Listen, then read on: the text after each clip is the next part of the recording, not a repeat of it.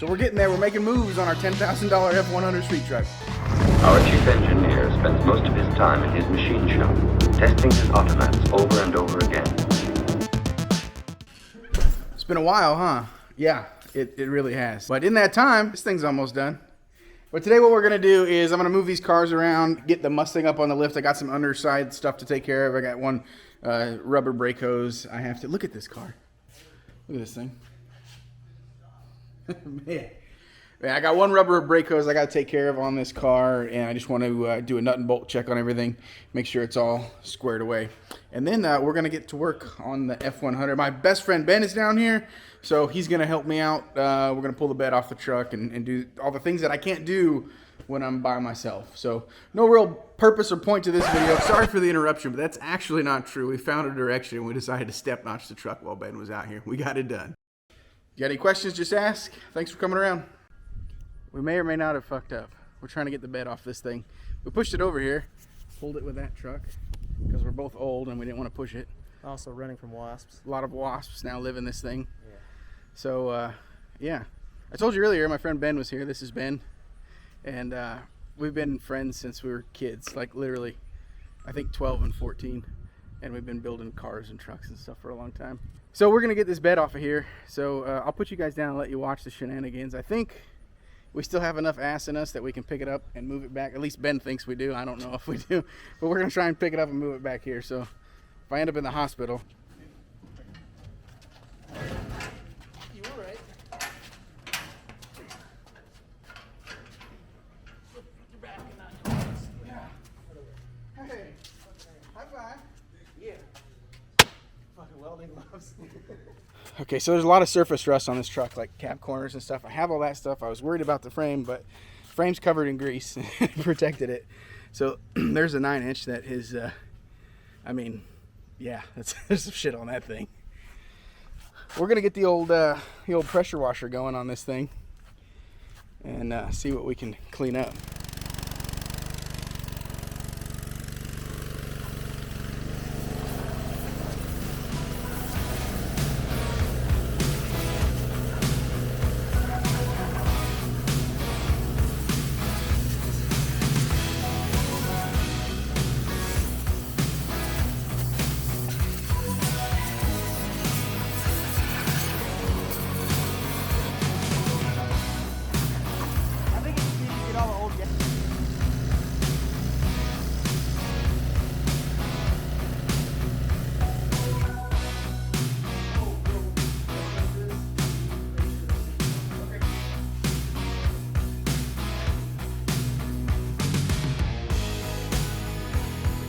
Okay, this shop looks pretty fucking cool at the moment.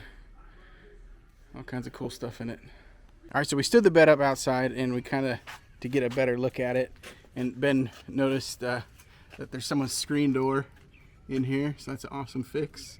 Let's breeze in. Yeah, let's breeze in, but keeps the bugs out. Hey, there it is. So there's more of that fantastic fab work over there. So, but really, I don't think it's too bad. Just the whole middle section. Just everything from like there to there, there to there needs to be removed. And just don't look at this. Yeah, everything other than that portion is probably good to go. So I got to figure out something for the floor anyways. Ben had some good ideas, so we'll see what we do there. But like, I think this brace, what do you think, Ben? You think that one's fine? That looks good. Yeah, I think that brace is good. This one's obviously... Might have to recap the top of it. But yeah, that's a possibility. I think this is pretty good. Solid. Yeah, so all the floor obviously is gone. But like the tubs are good, the wheel wells are good. This piece needs to be replaced. So I mean, it's flat. That's going to be super easy. Is that one... This is starting to pit. But yeah, I mean, I could probably throw some rust converter on there and there's a hole right here. get it to stop. But so the bed's going to need some work. But I mean, it's a $1,000 truck, right? So what do you get? You get rust for $1,000. Patina, that's what you get. Patina, yeah. Character, right. a Yeah. backstory. Yeah, we don't know it, but there is a story. We can see it. Yeah, We can see it, right.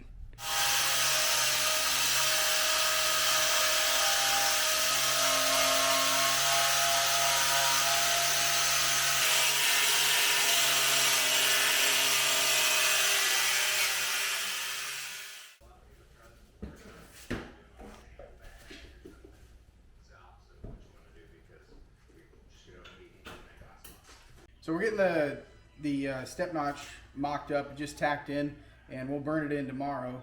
But we just wanted to make sure that everything fit good and everything lines up.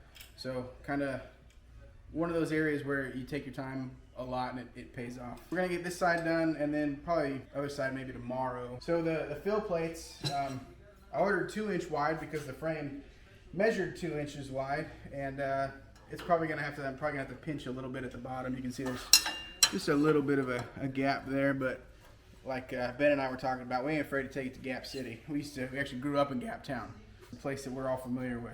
Gap Town, worldwide. Worldwide. So we got the inside and the outside plate tacked in, and we squished most of the gap out of there. I don't know if you can see it. Probably can see it. Yeah, so that looks good. And Ben's just gonna tack this plate in.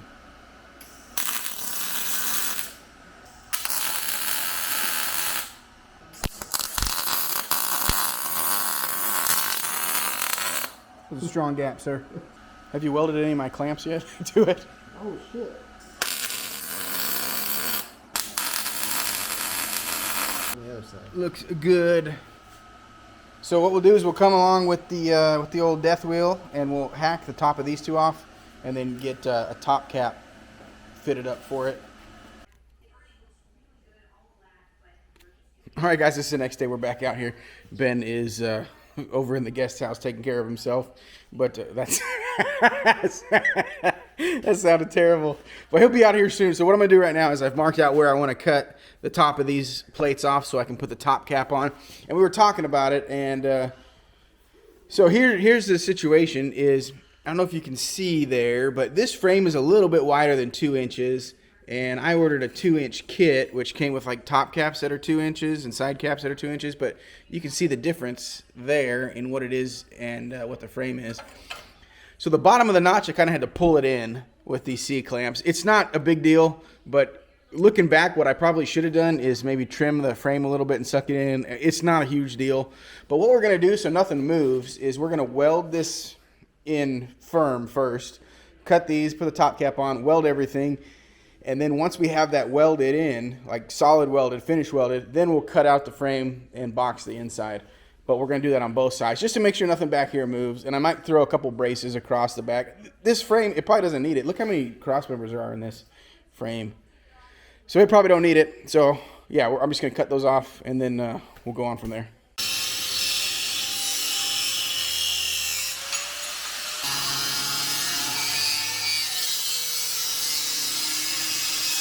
Okay, so I've got it set where I've got a little channel here for weld all the way around the top. And you can see when I did the sides, I did the same thing.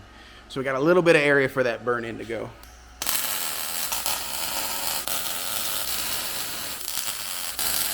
Okay, so once we kind of pulled everything in, especially since we pulled the bottom in, the top kind of wanted to kind of come out a little bit. So I squished it in and then tacked it, but everything is the bee's knees perfect now, just how I want it. Got good tacks holding the top and the sides in. Next, we're going to jump over, set the other side up, and then we're going to come back. We're going to burn them both in. Then we'll cut out the center sections and box the middle.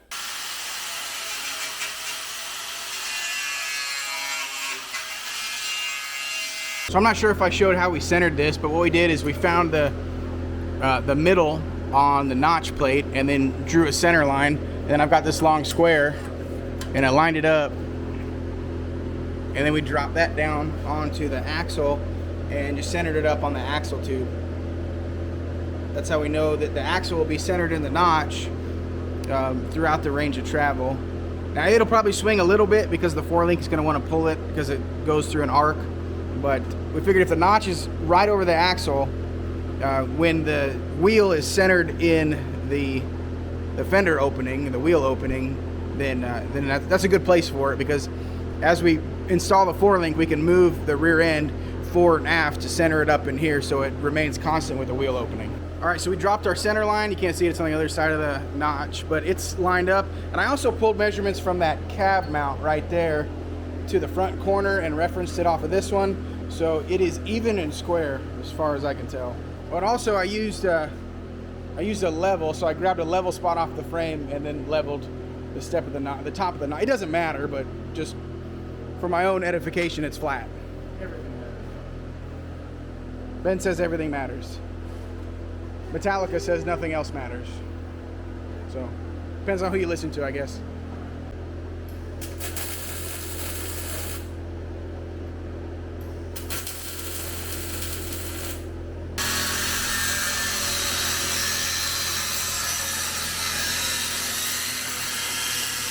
We'll just take her to Gap Town.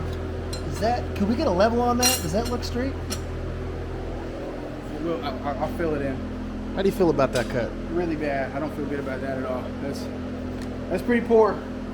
It's understandable. Don't beat yourself up about it, though. I won't. You know? I'll just weld over it and not think about it ever again.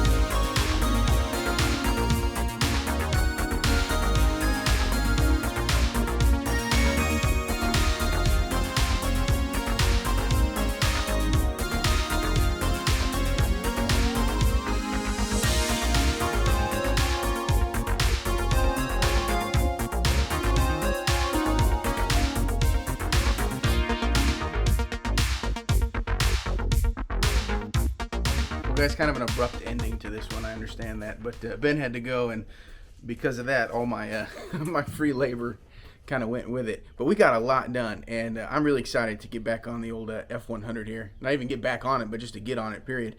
This is the first bit of work we've really done to the truck, and it's exciting. Let me show you what we got done. Okay, now if you're not a mini truck guy or a lowered truck guy, you may not know what you're looking at, but this is a step notch. So the purpose is to let the rear axle travel up past the restrictions of the frame. And it may look goofy if you, like I said, if you don't really know what's going on here. But so these frames are C-channeled. You can see in there it's a C-channel, but the frame's boxed. So that's why it's open here and closed there. You can box the frame. It doesn't really matter. For the intents and purpose of this truck, I'm not going to do it. It's no big deal. Still need to do some finish up work on the bottom. We got to cut and trim that at the bottom and box it. But yeah, and then the big giant opening in the bed. I mean, we know the bed floor is rusted out, so we just hacked it out real quick with the Sawzall so we could get the bed back on the truck. I didn't want the bed sitting out in the rain. It's already seen enough moisture clearly in its life. But yeah, we got the back of this truck step notched. So what's next for the truck is I'm going to order a parallel 4-link for the truck, and we're going to get that mocked up and put on. But before we do all that, the truck's going back on the back burner. I only did that because I had help. We're going to get the Falcon running, so that's going to be on the next video. I know that truck videos do better, and I'm excited to get to that because people want to see the truck stuff. Trucks are pretty popular. But this car means a great deal to me, and I got to get this thing running. After, I spent 3 years on that car getting it ready to go, and I'm selling it on down the road. I need to have a finished running driving one, and, this car means the world to me. So this car is going to be up next, and it is so close. I think, with a few $1,000 and a couple of weekends, it's going to be primo. So thanks a lot, guys, for coming around. We'll see you soon.